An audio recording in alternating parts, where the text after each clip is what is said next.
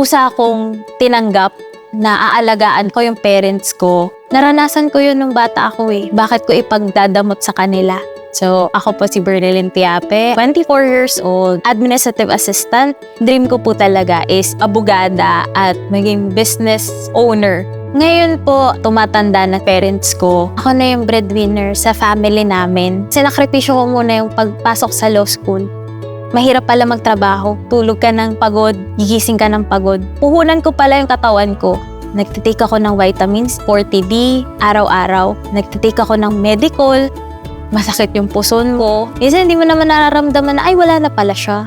Para sa akin, ang alagang Unilab, ayun lagi kong maaasahan. Lagi kong kasangga sa kahit anong hamon. Sobrang masaya ako kapag nakikita ko yung parents ko, naalagaan ko sila. Hindi ko pinagsisisihan yung willing and able ako.